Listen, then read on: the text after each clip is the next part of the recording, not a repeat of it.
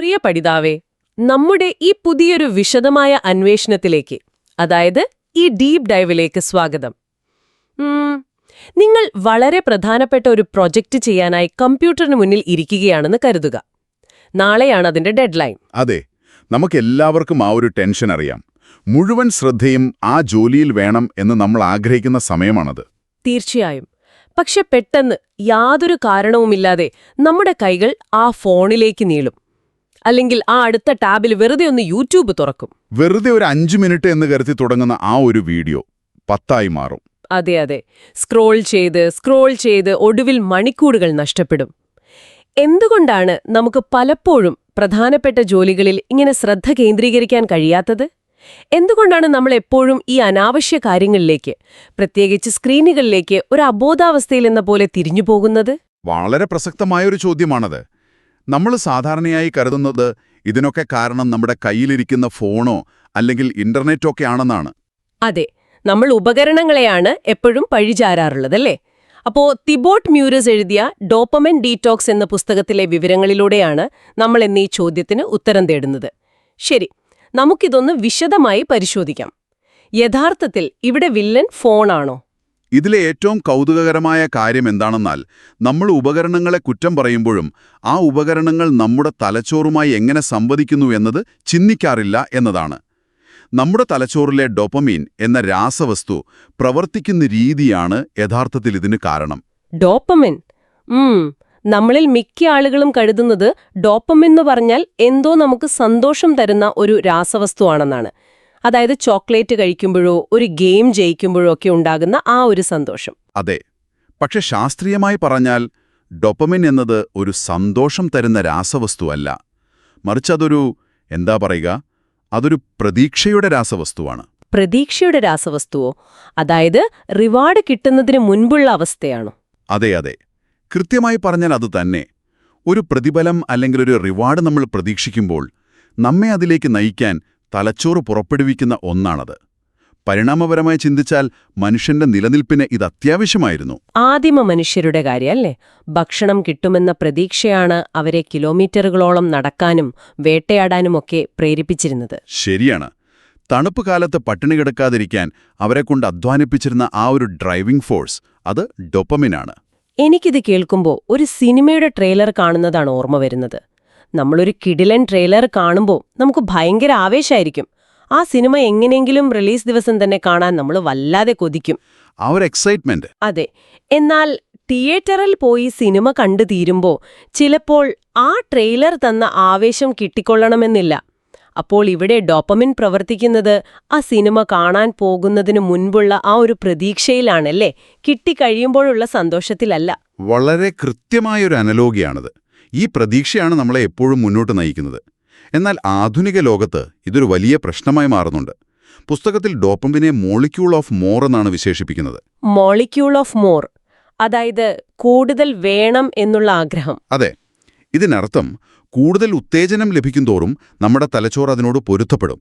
പിന്നെ പഴയ അതേ സന്തോഷം ലഭിക്കാൻ കൂടുതൽ ശക്തമായ ഉത്തേജനം ആവശ്യമായി വരും. അപ്പൊ നമ്മൾ ഈ ആദ്യം കാപ്പി കുടിച്ച് തുടങ്ങുന്ന സമയം പോലെയാണോ? ഒരു കപ്പ് കാപ്പി കുടിക്കുമ്പോൾ തന്നെ വലിയ ഉന്മേഷം തോന്നും. അതെ, എന്നാൽ മാസങ്ങൾ കഴിയുമ്പോൾ അതേ ഉന്മേഷം കിട്ടാൻ 3-4 കപ്പ് കാപ്പി വേണ്ടിവരും. നമ്മുടെ തലച്ചോറിലെ ഡോപ്പമിൻ റിസപ്റ്ററുകൾ അമിതമായ ഈ ഉത്തേജനത്തോട് പ്രതികരിച്ച് തളരുകയും അവയുടെ എണ്ണം സ്വയം കുറയ്ക്കുകയും ചെയ്യുന്നു. ഓ, അതുകാരണമാണോ നമ്മളൊരു ഷോർട്ട് വീഡിയോ കാണുമ്പോൾ കുറച്ച് ഡോപ്പമിൻ ഉണ്ടാകുന്നുണ്ടെങ്കിലും പിന്നീട് അതേ അളവിൽ ആവേശം ലഭിക്കാൻ നമ്മൾ മണിക്കൂറുകളോളം വീണ്ടും വീണ്ടും വീഡിയോകൾ കാണേണ്ടി വരുന്നത്? തീർച്ചയായും. ഇതൊരിക്കലും അവസാനിക്കാത്ത കൂടുതൽ ഉത്തേജനം ആവശ്യപ്പെടുന്ന ഒരു ലൂപ്പായി മാറുകയാണ്.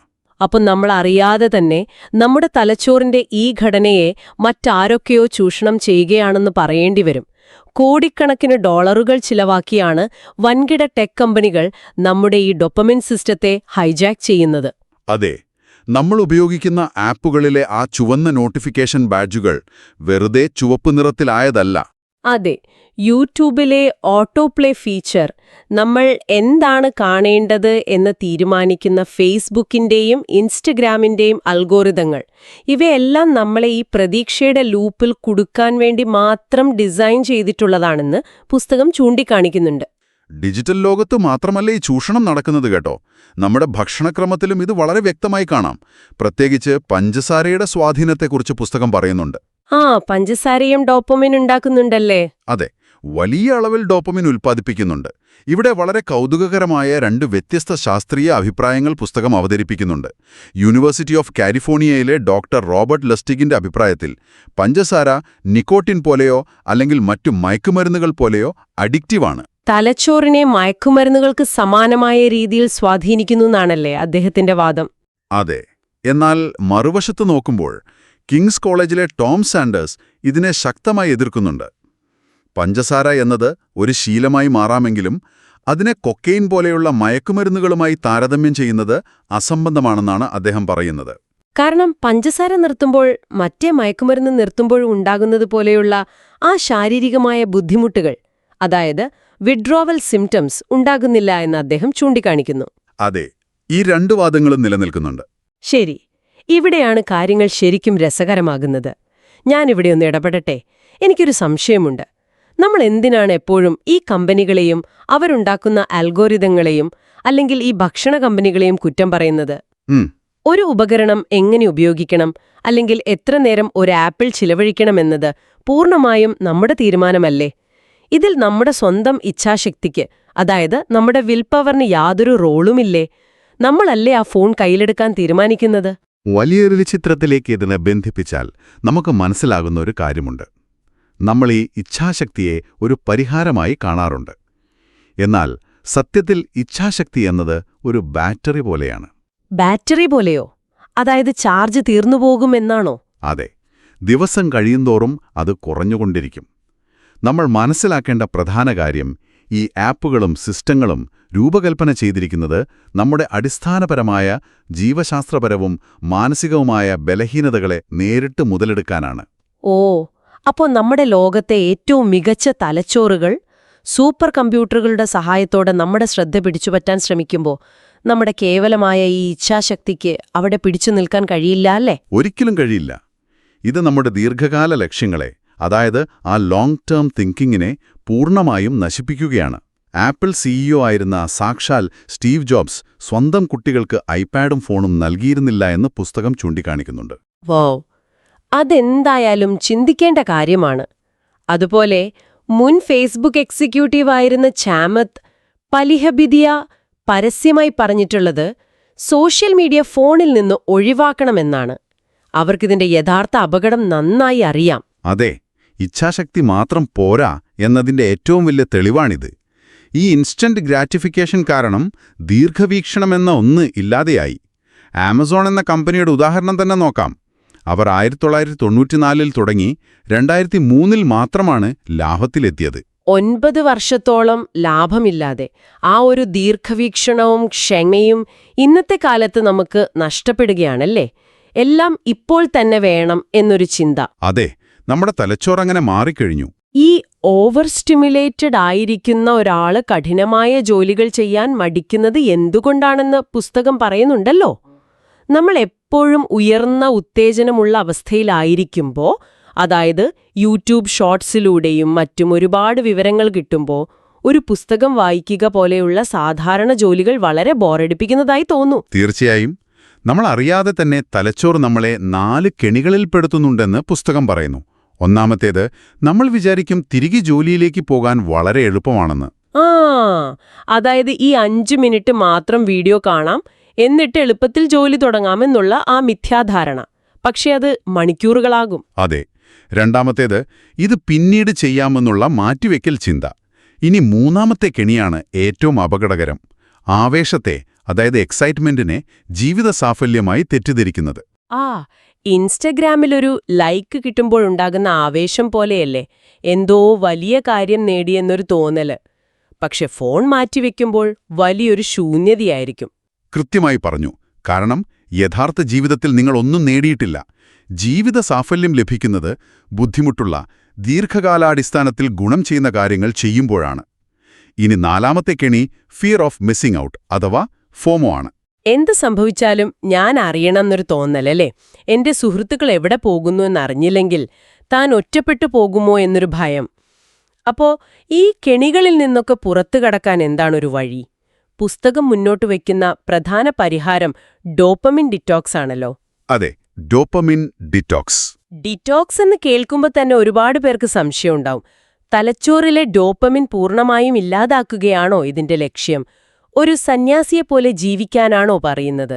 അങ്ങനെ ചെയ്താൽ രാവിലെ എഴുന്നേൽക്കാൻ പോലുമുള്ള ഊർജ്ജമുണ്ടാകില്ലല്ലോ. അല്ലല്ല, ഡോപ്പമിൻ ഡീറ്റോക്സ് എന്നാൽ തലച്ചോറിലെ ഡോപ്പമിൻ ഇല്ലാതാക്കുകയല്ല. അങ്ങനെ ചെയ്താൽ മനുഷ്യർക്ക് ജീവിക്കാൻ തന്നെ കഴിയില്ല. മറിച്ച് അമിതമായ ഈ ഉത്തേജനം കുറച്ച് തലച്ചോറിനെ സാധാരണ നിലയിലേക്ക് കൊണ്ടുവരിക എന്നതാണ് ഇതിന്റെ ലക്ഷ്യം.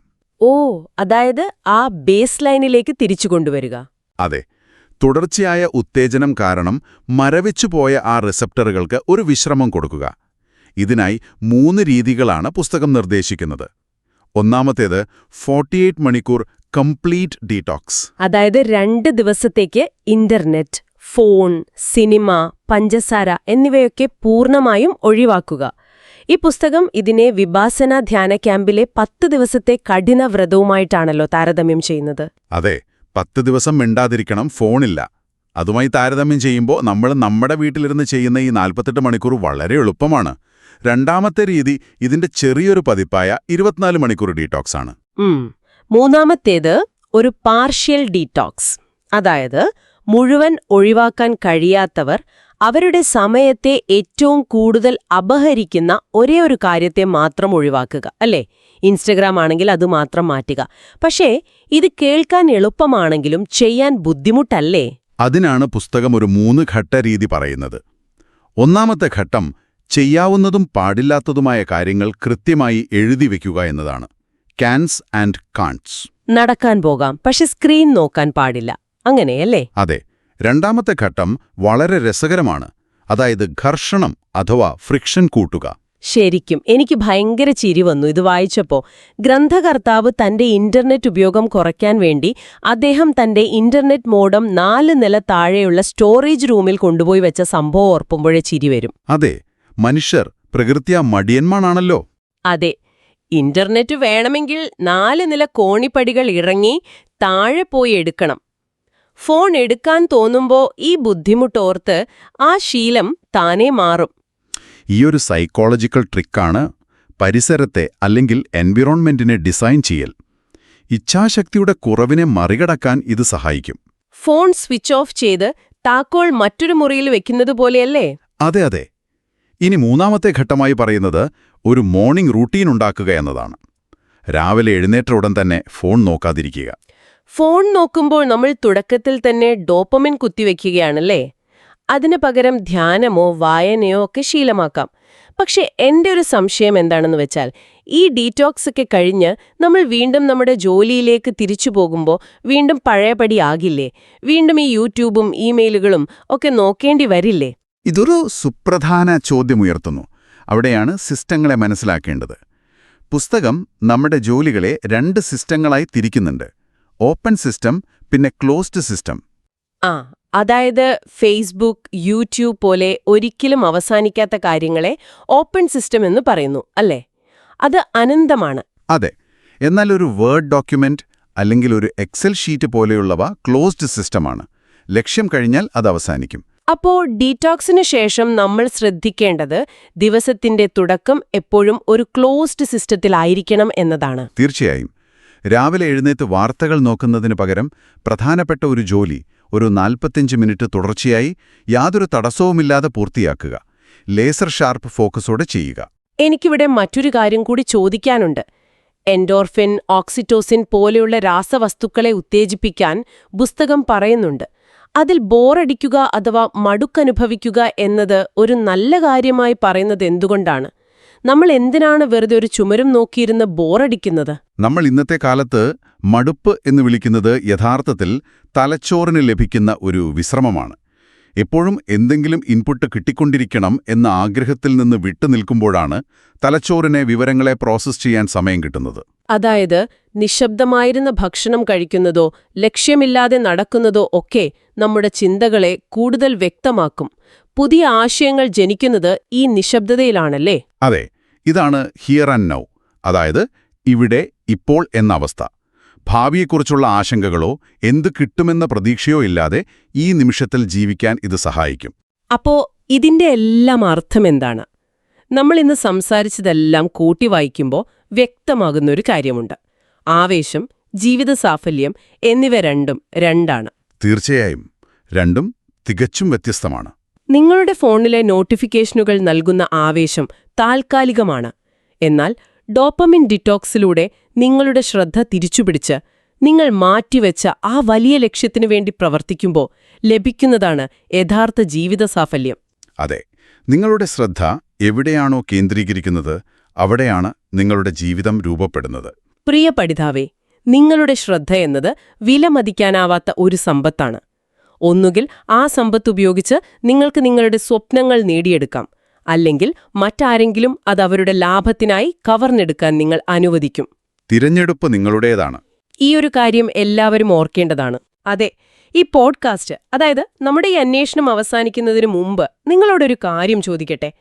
വൻകിട കമ്പനികൾ നിങ്ങളുടെ ശ്രദ്ധ പിടിച്ചുപറ്റാൻ കോടിക്കണക്കിന് ഡോളറുകൾ ചിലവാക്കുന്നുണ്ടെങ്കിൽ അതിനർത്ഥം നിങ്ങളുടെ ശ്രദ്ധയ്ക്ക് അത്രത്തോളം വിലയുണ്ടെന്നാണ്. കമ്പനികൾ നിങ്ങളുടെ ശ്രദ്ധയ്ക്ക് നൽകുന്ന അതേ കോടിക്കണക്കിന് ഡോളറിന്റെ മൂല്യം നിങ്ങൾ നിങ്ങളുടെ സ്വന്തം സമയത്തിനും ശ്രദ്ധയ്ക്കും നൽകിയിരുന്നെങ്കിൽ നാളത്തെ നിങ്ങളുടെ പ്രഭാതം എങ്ങനെയായിരിക്കും രൂപപ്പെടുക? അതൊന്ന് ചിന്തിച്ചു നോക്കൂ. മനോഹരമായൊരു ദിവസവും മികച്ച ഫോക്കസും ആശംസിക്കുന്നു.